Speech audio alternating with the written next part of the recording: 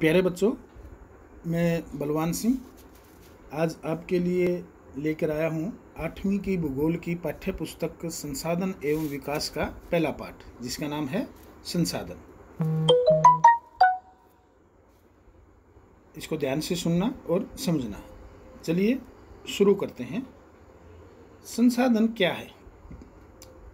सबसे पहले हमें इस बात का ज्ञान होना चाहिए कि संसाधन क्या है। प्रत्येक वस्तु जिसका उपयोग आवश्यकताओं को पूरा करने के लिए किया जा सकता है वह संसाधन है। अर्थात कोई भी वस्तु या पदार्थ यदि वह हमारी किसी भी आवश्यकता की पूर्ति कर देता है, हमारी कोई आवश्यकता को पूरा कर देती है, तो उसको हम संसाधन कहते हैं। जैसे प्यास लगने पर हमें जो है पानी की आवश्यकता होती है, पानी हमारी प्यास को बुझाता है, तो पानी क्या है? यहाँ पर एक संसाधन। जैसे भूख लगती है, तो भूख लगती है तो उस भूख को कौन मिटाता है? भोजन। तो भोजन यहाँ क्या है? संसाधन। अब भोजन को हम जिस चीज़ में डालते हैं तो वो क्या है? बर्तन। तो बर्तन क्या है? यहाँ पर संसाधन।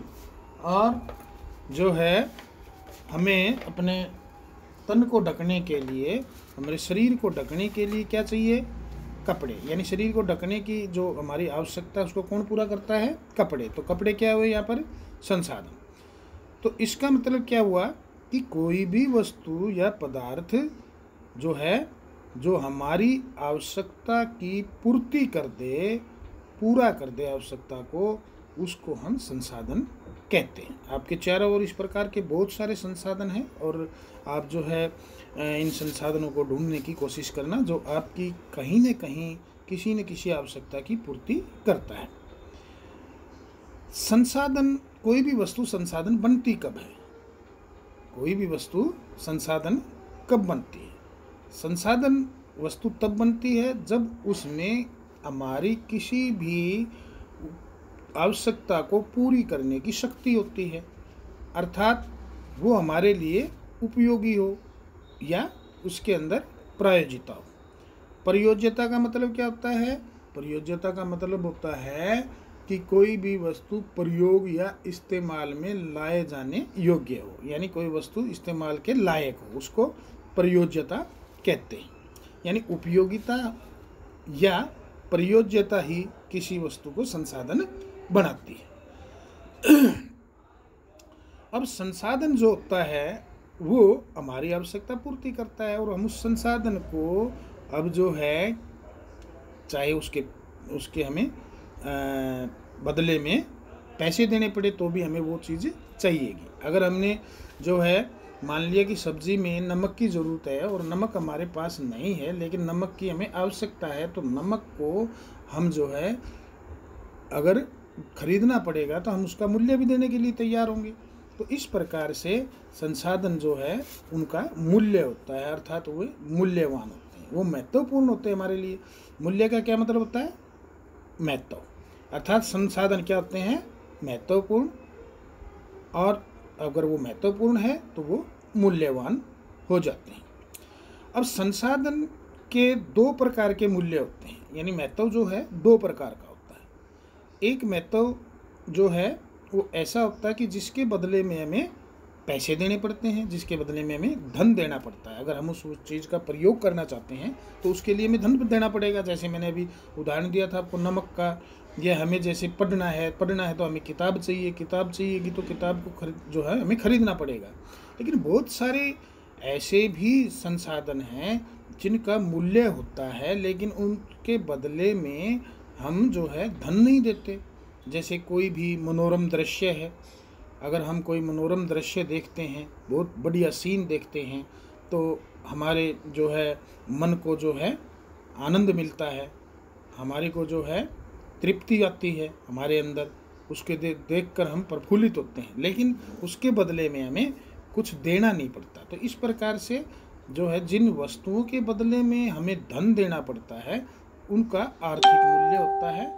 आर्थिक मतलब धन संबंधी, आर्थिक का मतलब क्या होता है? धन संबंधी। और जिनके बदले में हमें धन नहीं देना पड़ता वो जो है उनका मूल्य आर्थिक नहीं होता।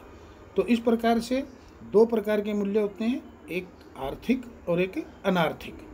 तो बहुत सारे संसाधन ऐसे हैं जिनका मूल्य आर्थिक होता है और बहुत सारे ऐसे होते हैं जिनका मूल्य आर्थिक नहीं होता, होते दोनों ही महत्वपूर्ण हैं। कुछ संसाधन ऐसे भी होते हैं जिनका समय के साथ मूल्य बढ़ जाता है। आज उनका मूल्य नहीं है लेकिन बाद में आने वाले समय में उनका मूल्य हो सकता है। जैसे कि दादी के घरेलू नुस्खे, आज इनका कोई वाणिज्यिक मूल्य नहीं है। वाणिज्यिक का मतलब क्या होता है? वाणिज्यिक का मतलब होता है धन प्राप्ति के लिए वस्तुओं का लेन देन करना। धन प्राप्ति के लिए वस्तुओं का लेन देन जो करते हैं उसको वाणिज्य कहते हैं। तो वाणिज्यिक मूल्य नहीं है आज उनका। लेकिन यदि उन नुस्खों का हम पेटेंट करवा लेते हैं, उन नुस्खों का हम पेटेंट करवा लेते हैं, पेटेंट का अभिप्राय क्या है? इसका तात्पर्य किसी विचार अथवा आविष्कार पर एकमात्र अधिकार। पेटेंट का मतलब क्या है? पेटेंट एक कानूनी अधिकार है जो किसी व्यक्ति को या संस्था को किसी बिल्कुल नई सेवा या नई तकनीक या नए उत्पादन या नए डिजाइन के लिए जो है प्रदान किया जाता है। ये कोई भी व्यक्ति जो है अपने नए आविष्कार पर या नए उत्पादन के ऊपर जो है एक अधिकार का रजिस्ट्रेशन करवा लेता है और उसको हम कहते हैं पेटेंट। बाद में इसका प्रयोग वही कर सकता है, दूसरा व्यक्ति नहीं कर सकता। तो इस प्रकार से यदि किसी नुस्खे को हम पेटेंट करवा लेते हैं और वो बाज़ार में बिकने लग जाता है तो उस समय उसका आर्थिक मूल्य हो जाता है। समय और प्रौद्योगिकी, समय का मतलब टाइम, प्रौद्योगिकी यानी टेक्नोलॉजी यानी तकनीक, ये ऐसे दो महत्वपूर्ण कारक होते हैं जो किसी पदार्थ को संसाधन में बदल देते हैं। समय, जैसे कि किसी भी संसाधन को बनने में बहुत सारा समय लगता है, जैसे कोयला बना है तो कोयले के बनने में जो महत्वपूर्ण कारक है वो क्या है? समय। कोयला हजारों सालों में बना। तो समय एक ऐसा कारक है जिसने जो है ऐसे जो लकड़ी थी, पेड़ पौधे जो ज़मीन के नीचे दबे थे और हजारों साल में जो है वो धरती में होने वाली हलचलों के कारण जो है एक कोयले का रूप बन गए, जो हमारे लिए आज बहुत ज़्यादा उपयोगी है। यानी समय एक कारक है जो संसाधन बनाने में जो है ज़रूरी है। दूसरा कारक है तकनीक। अब तकनीक ऐसी चीज़ है कि जिससे जो है हम ऐसी चीज़ों से जो है चीज़ें तैयार कर लेते हैं जो पहले हमारे लिए उपयोगी नहीं है, लेकिन तकनीक के कारण उसको हम अपने उपयोग के लायक बना लेते हैं। तो उसको हम कहते हैं प्रौद्योगिकी।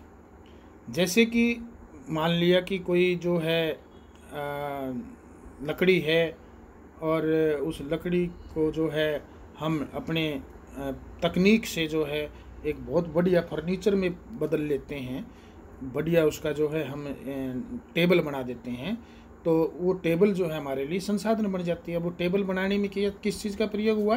तकनीक का। लोग खुद भी सबसे ज़्यादा महत्वपूर्ण संसाधन है, क्योंकि लोगों का ज्ञान ही है, लोगों का जो कौशल है, लोगों द्वारा किए गई खोज, लोगों द्वारा किए गए आविष्कार ने ही जो है पदार्थों को या वस्तुओं को जो संसाधन के रूप में तैयार किया है। कोई भी खोज, कोई भी आविष्कार जब किया जाता है किसी भी चीज़ का, तो वो अपने आप में अकेला नहीं रहता, बल्कि उस आविष्कार के बाद और बहुत सारे आविष्कार होते हैं। जैसे कि आग की खोज। अब आग की खोज से यही बात नहीं थम जाती। अब आग की खोज हुई तो आग की खोज से खाना बनाने की पद्धति जो है निकल आई। आग की खोज से भट्टियाँ जलने लगी। आग की खोज से जो है भट्टियों जलाने से बहुत सारी चीज़ों को गलाने का जो है पिघलाने का कार्य शुरू हो गया और बहुत सारी चीज़ें और भी अस्तित्व में आई। इसी प्रकार जैसे पहिए का आविष्कार हुआ। अब पहिए का आविष्कार हुआ तो वो पहिया ही नहीं रहा, बल्कि पहिए के आविष्कार ने परिवहन की जो नई नई विधियाँ हैं उनको तैयार किया। परिवहन के जितने भी साधन हैं, आज हम जितने भी परिवहन के साधनों का प्रयोग करते हैं, ये जो है पहिए के आविष्कार के ऊपर निर्भर था। जल विद्युत बनाने की जो तकनीक थी, उसने तेजी से बहते हुए जल से ऊर्जा उत्पन्न करके उसे एक बहुत महत्वपूर्ण संसाधन बना दिया। तो इस प्रकार से जो तकनीक है वो भी संसाधन बनाती है, आविष्कार जो है वो भी संसाधनों को और ज़्यादा बढ़ावा देते हैं। और ये सब चीज़ें किसके पास है? मनुष्य के पास। तो मनुष्य के कौशल के कारण ही, मनुष्य के विचार ज्ञान के और आविष्कार के कारण ही जो है बहुत सारी वस्तुएं जो है, ज़्यादातर वस्तुएं जो है वो संसाधन बन पाई है। तो मनुष्य के संसाधन है। अब संसाधनों के प्रकार की बात करते हैं। संसाधनों के बहुत सारे प्रकार हैं। अब संसाधनों के जो है, एक तो सब जो है प्राकृतिक है, दूसरा जो है मानव निर्मित है, और तीसरा जो है खुद मानव है। मानव भी एक संसाधन है। अब प्राकृतिक क्या है? प्राकृतिक का मतलब कुदरतन, जो कुदरत के द्वारा प्रदान किए जाते हैं, जो अपने आप तैयार होते हैं, जिसमें किसी का कोई योगदान नहीं होता, वो अपने आप ही बनते हैं। अब हवा है, ये कुदरत की देन है। जल है, ये कुदरत की देन है। झील है, कुदरत की देन है। नदियाँ हैं, कुदरत की देन है। मिट्टी है, कुदरत की देन है। जितने भी खनिज पदार्थ हम देखते हैं ये सारे कुदरत की देन है। तो इस प्रकार से पेड़ पौधे जो है, वायु, नदियाँ, झील, जल, मृदा, खनिज, ये सब कुदरतन ही हमें मिले हैं, और इन सब को हम प्राकृतिक संसाधन कहते हैं, क्योंकि ये जो है प्रकृति द्वारा दिए गए हैं और इनसे हमारी आवश्यकताओं की पूर्ति होती है। प्रकृति द्वारा ये संसाधन हमें फ्री में दिए जाते हैं, निःशुल्क होते हैं। ये फ्री होते हैं, निःशुल्क होते हैं, ये निःशुल्क उपहार कहलाते हैं। हम इनको सीधे रूप में प्रयोग कर सकते हैं। जैसे जल को हम सीधे रूप में जो है पी सकते हैं। मृदा का प्रयोग सीधे रूप में खेतीबाड़ी के लिए किया जा सकता है। ठीक है, हवा को वायु के अंदर हम सीधे जो है सांस लेते हैं, तो इनका हम सीधे रूप में प्रयोग कर लेते हैं।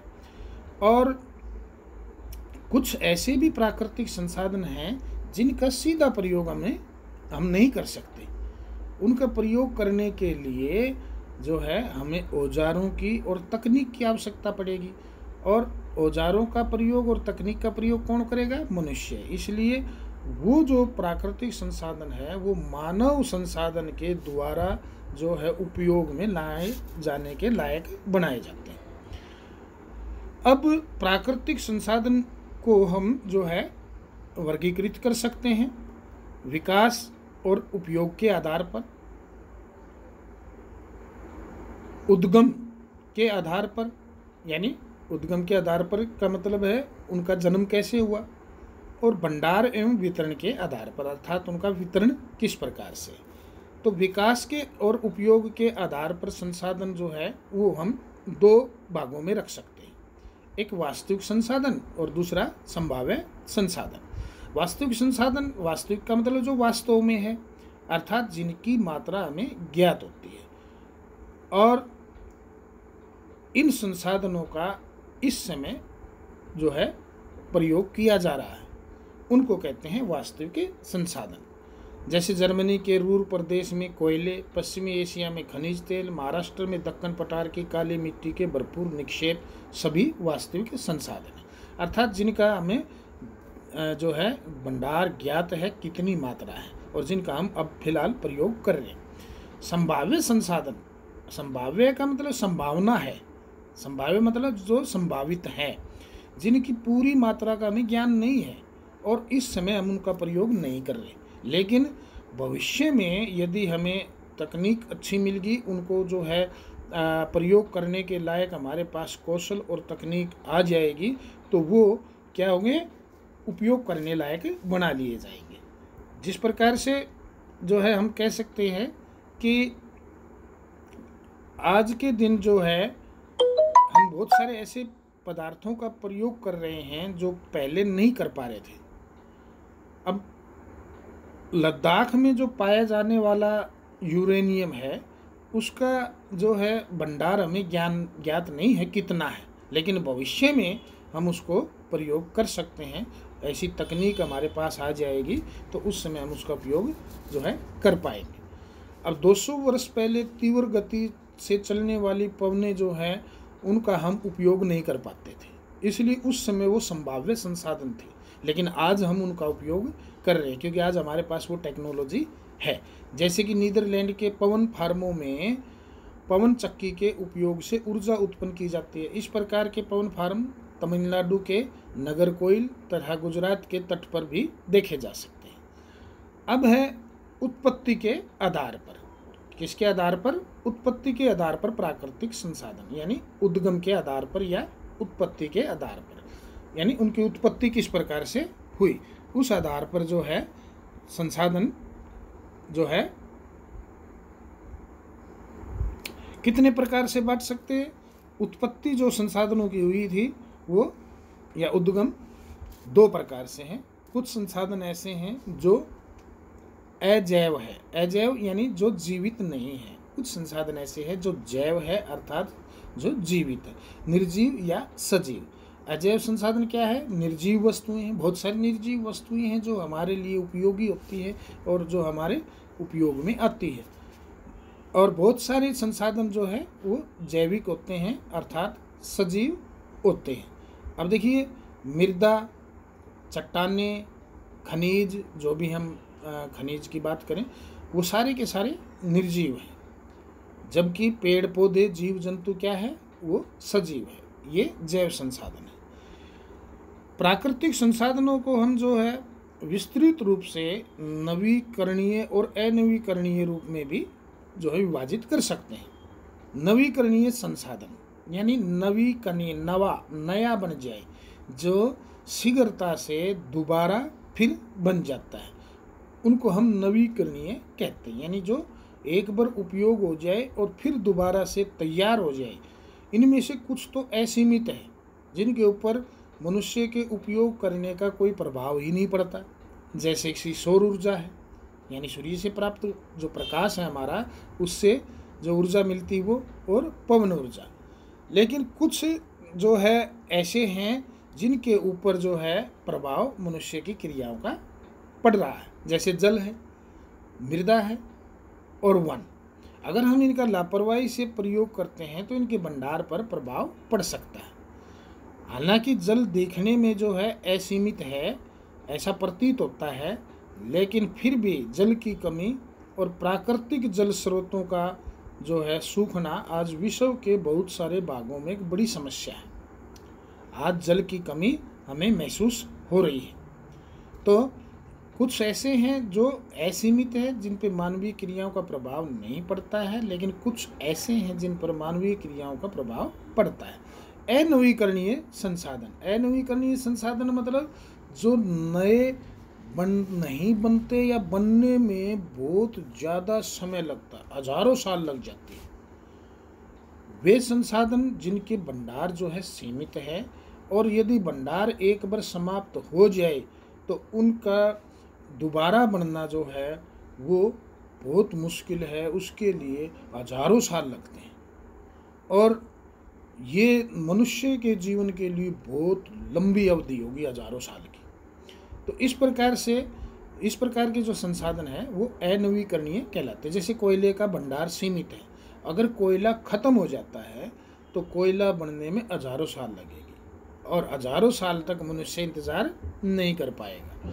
पेट्रोलियम है, प्राकृतिक गैस है, ये अगर एक बार ख़त्म हो जाएगी तो इनको बनने में हजारों साल लगेगी।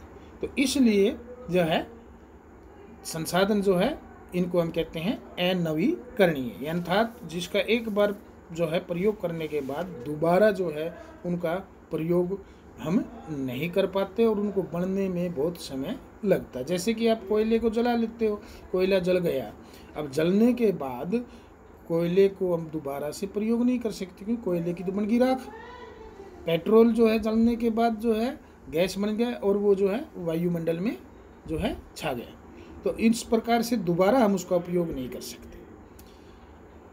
अब संसाधनों का अगली जो टाइप है वो वितरण के आधार पर है, यानी वितरण के आधार पर संसाधन जो है दो प्रकार से कह सकते हैं। एक सर्वव्यापक, सर्व मतलब सभी जगह, व्यापक मैंने जिसकी जो है उपस्थिति हो, यानी जो सभी जगह उपस्थित हो। कुछ ऐसे संसाधन होते हैं कि जो सभी जगह उपस्थित होते हैं, और कुछ होते स्थानिक, स्थान मतलब किसी विशेष स्थान पर किसी विशेष स्थान पर, इसलिए इनको स्थानिक कहते हैं। जो सर्वव्यापक होते हैं, जो सभी जगह पाए जाते हैं, जैसे वायु है, वायु जो है वो सभी जगह पाई जाती है, सभी जगह जो है वायु होती है जिसमें हम सांस लेते हैं, ये सर्वव्यापक है। और जो है कुछ ऐसे भी संसाधन हैं जो सभी जगह नहीं पाए जाते हैं, वो कुछ खास विशेष स्थानों पर होते हैं, जैसे तांबा है, लोह ऐसक है, अबरक है, या हम कहते हैं जैसे कोयला है। तो इनकी खादान जो है वो सभी जगह नहीं है, वो कहीं कहीं पाए जाते हैं, जिस विशेष जगह पर पाए जाते हैं, इसलिए इनको स्थानिक कहते हैं।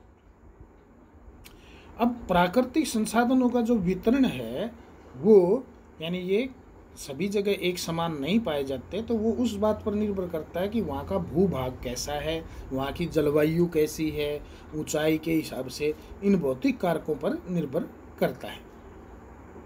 और ये जो भौतिक कारक है ये धरती के ऊपर अलग अलग है, कहीं पर ऊंचाई ज़्यादा है, कहीं की जलवायु किस टाइप की है, कहीं का भूभाग अलग, कोई कहीं रेगिस्तान है तो कोई मैदानी भाग है, तो कहीं जो है पहाड़ी इलाका है। तो इस प्रकार से कहीं जलवायु जो है नम होती है, कहीं शुष्क होती है। तो इस प्रकार से इन भौतिक कारकों के विभिन्नता के कारण ही संसाधनों के अंदर वितरण की विभिन्नता होती है।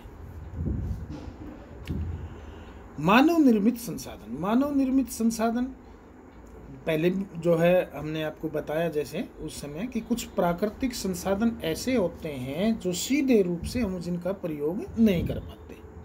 अब उनको जो है हम उनका जो मूल रूप है उसमें कुछ बदलाव करते हैं, उस बदलाव करने के बाद उसको हम हमारे उपयोग के लायक बनाते हैं। जैसे लोह ऐसक होता है, लोह ऐसक जो है वो हम जब धरती से निकालते हैं तो वो हमारे उपयोग के लायक नहीं होता, लेकिन हम उसको जो है मनुष्य ने अपने ज्ञान से, कौशल से और तकनीक से जो है इस प्रकार से तैयार किया कि उससे लोहा बना लिया। अब लोहा जो है वो हमारे उपयोग के लायक है, यानी लोह ऐसक जो हमारे उपयोग के लिए नहीं था तो इसलिए वो संसाधन नहीं था। वो संसाधन कब बना? जब उससे लोहा बना। और लोहा किसने बनाया? मनुष्य ने। मनुष्य ने कब बनाया? जब मनुष्य खुद संसाधन बना, अर्थात उसमें ज्ञान हुआ, उसके अंदर कौशल था, उसने तकनीक, उसने नई खोज की। तो लोग प्राकृतिक संसाधनों का प्रयोग फिर जो है किस चीज़ में करने लगे उपयोग? जैसे लोहा है, लोहे का उपयोग पुल बनाने में, सड़क, मशीन और वाहन बनाने में करने लगे। तो जो पुल है, सड़क है, ये जो है मशीन है, वाहन है, ये सारे के सारे किसने बनाए हैं? मनुष्य ने। और मनुष्य ने कैसे बनाए? ये अपने ज्ञान से, अपने कौशल से, तकनीक से।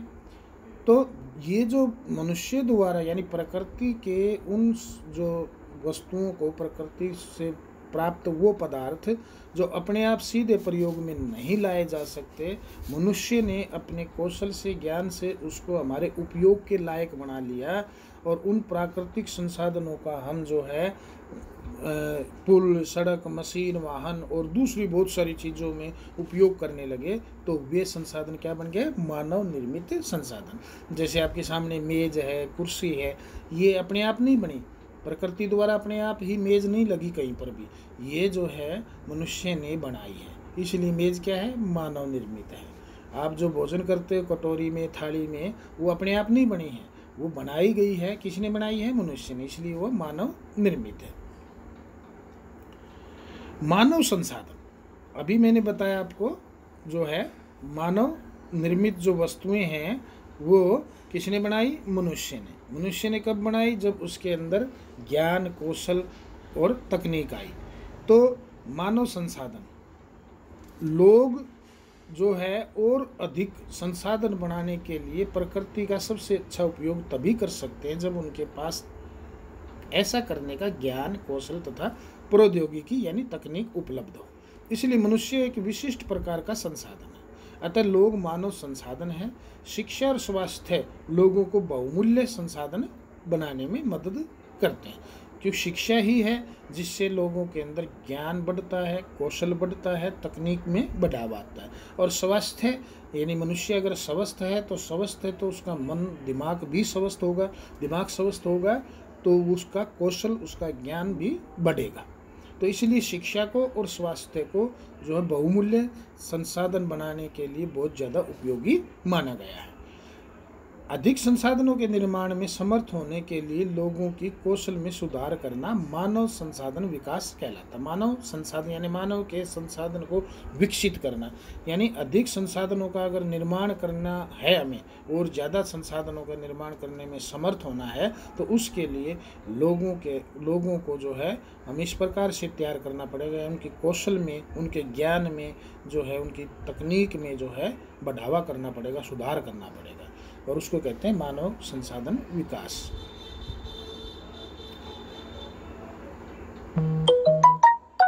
अब बात आती है कि संसाधन हमारे लिए बहुत ज़्यादा महत्वपूर्ण है।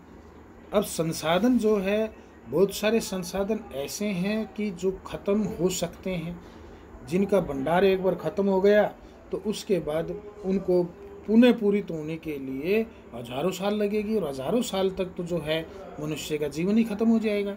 तो इसलिए हमें संसाधनों को जो है वो बहुत ही सावधानी पूर्वक बरतना चाहिए, संसाधनों का सावधानी पूर्वक उपयोग करना चाहिए, और उन्हें जो है नया बनने के लिए, उनका नवीकरण के लिए उन्हें समय भी देना पड़ेगा। तो इस प्रकार से यदि संसाधनों का सावधानी पूर्वक उपयोग किया जाए और उन्हें नवीकरण के लिए समय दिया जाए, तो उसको कहते हैं संसाधन संरक्षण। संसाधन संरक्षण। और संसाधनों का उपयोग करने की आवश्यकता, संसाधनों का उपयोग करने की आवश्यकता और भविष्य के लिए उनके संरक्षण में संतुलन बनाए रखना। देखिए, संसाधनों का उपयोग करने की तो आवश्यकता सबको, हमें संसाधनों का तो उपयोग करना पड़ेगा, लेकिन हम संसाधनों का उपयोग इस ढंग से करें कि भविष्य में आने वाली पीढ़ियों को भी उन संसाधनों का उपयोग करने का मौका मिले। अर्थात संसाधनों का उपयोग करने की आवश्यकता में और भविष्य के लिए उनके संरक्षण में संतुलन बनाए रखना पड़ेगा। उसको कहते हैं सतत पोषणीय विकास। यानी संसाधनों का उपयोग इस प्रकार से सावधानी पूर्वक किया जाए कि भविष्य में आने वाली पीढ़ियों के लिए वे बचे रहें। संसाधनों के संरक्षण के अनेक तरीके हो सकते हैं, बहुत सारे तरीके तुम्हें भी पता है। तुम किस प्रकार से संसाधनों को बचा सकते हो, अपना जो है उपभोग को कम करके हम जो है संसाधनों को बचा सकते हैं, उन्हें पुनर्चक्रण और पुनः उपयोग के लिए जो है उनको समय दे सकते हैं। हम जब ज़रूरत हो तभी उन चीज़ों का प्रयोग करें, अन्यथा ना करें। तो इस प्रकार से हम जो है संसाधनों को बचा कर रख सकते हैं। तो संसाधनों का संरक्षण आप जो है कई ढंग से कर सकते हैं। जैसे जल को बचाने के तरीके आपको पता है, जल को कैसे बचाया जा सकता है। इसी प्रकार से और बहुत सारी चीज़ें हैं जिनको हम जो है बचा के रख सकते हैं।